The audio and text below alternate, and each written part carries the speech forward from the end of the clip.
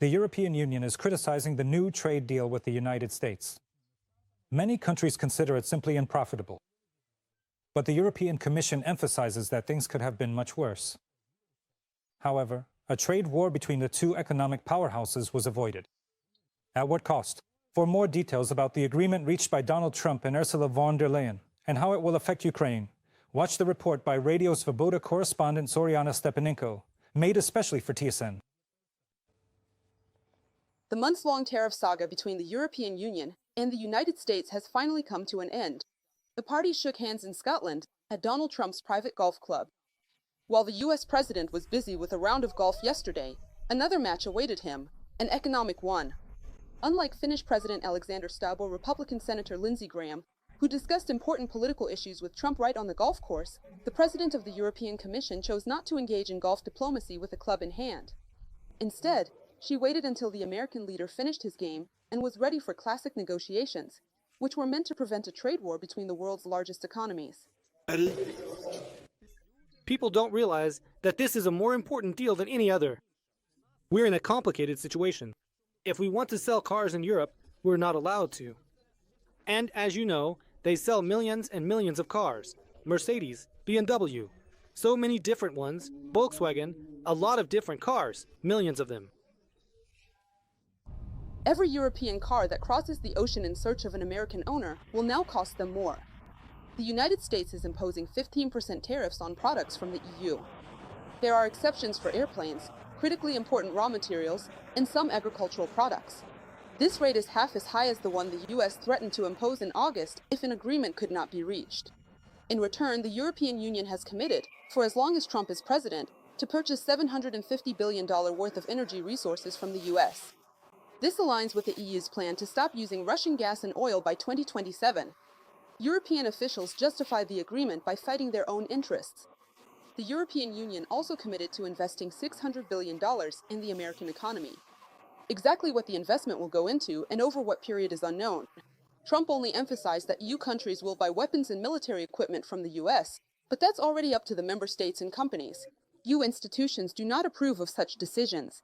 The business community of the EU's largest economy is criticizing the deal. This is not the best day for us as representatives of German industry. This agreement hits our profits. We're facing tariff levels we've never seen before. We realize, obviously, there was no other outcome to the negotiations. So we're not saying the negotiations were handled badly. But this is the beginning of a new world trade order. The German chancellor has generally spoken positively about the deal. Merz is at least satisfied that they managed to prevent a trade war between economies that account for a third of global trade. Meanwhile, France, whose alcohol, cheeses, and cosmetics have long conquered the American market, called the day the agreement was reached a black day. All because of excessive concessions to the United States. The Hungarian Prime Minister says that the EU, quote, caved in. Trump, whom Orban is friends with, ate, as the head of the Hungarian government says, the president of the European Commission for breakfast.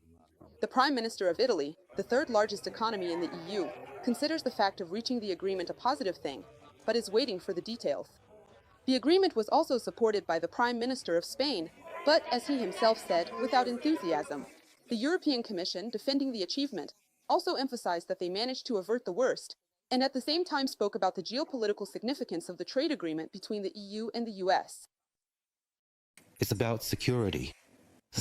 It's about security, Ukraine, and the current geopolitical instability. I can't go into all the details of what was discussed yesterday, but I can assure you that it wasn't just about trade. So what I mean is the possibility that the two largest economies and two closest allies can openly discuss all sensitive issues. The finer details still need to be agreed upon in the coming weeks. In effect, there will be an analysis of all goods traded between the EU and the US, and their classification according to the new rules. From Brussels, Zoryana Stepanenko, Marek Hajduk, Radio Svoboda, especially for TSN 1+1. Donald Trump has announced that he is now giving Putin only 10 to 12 days, starting from today, to agree to a ceasefire with Ukraine. The US president made this statement during a meeting with British Prime Minister Keir Starmer in Thornbury, Scotland, where he is currently on a visit. Trump once again expressed his dissatisfaction with Putin's actions and the lack of progress in the negotiation process, particularly with the fact that his army is attacking Ukrainian cities with missiles. When asked by journalists whether a personal meeting with the Kremlin leader could fix the situation, Trump replied that he is no longer interested in talks.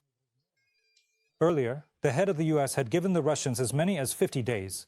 This happened on July 14th, after which Washington would impose strict tariffs of about 100% on Russian goods. But now, Trump says, there is no reason to wait, even though he wanted to be generous. We thought we had settled this many times. And then President Putin comes out and starts launching missiles at some city, for example, Kiev, and kills a lot of people in a nursing home or somewhere else. Bodies are lying all over the street, and I said, that's not how it should be. I'm very disappointed in President Putin, very disappointed in him. So we'll have to see, and I'm going to shorten those 50 days I gave him to a smaller number, because it seems I already know the answer of what's going to happen. All right?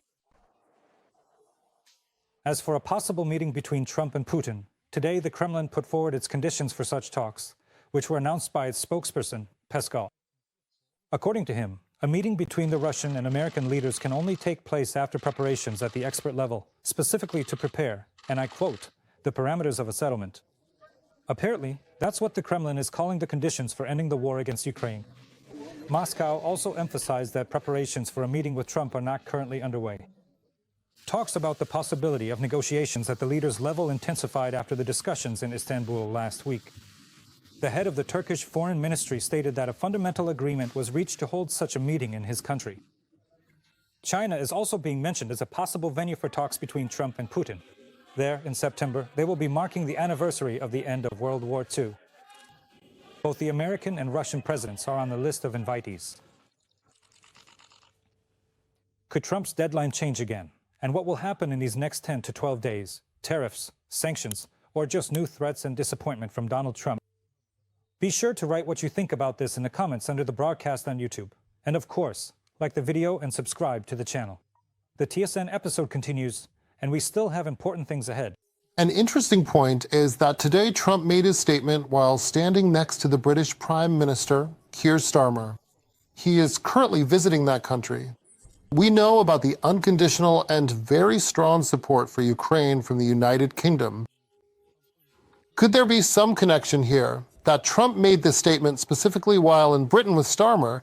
And does this mean there is an understanding between Britain and the US regarding actions to support Ukraine in countering Russia? Well, without a doubt, Britain is an extremely important partner for us, and I want to emphasize that since 2014, Britain has been a very important and reliable partner. They helped to rebuild the Navy. First and foremost, because the British, among the old Europeans, were the first to understand the threat from the Russian Federation and that this conflict between Russia and Ukraine is not a matter of some territories or, historical or religious mythology about Crimea and so on. In other words, they essentially recognized the Black Sea region as a zone of their priorities and began to help us.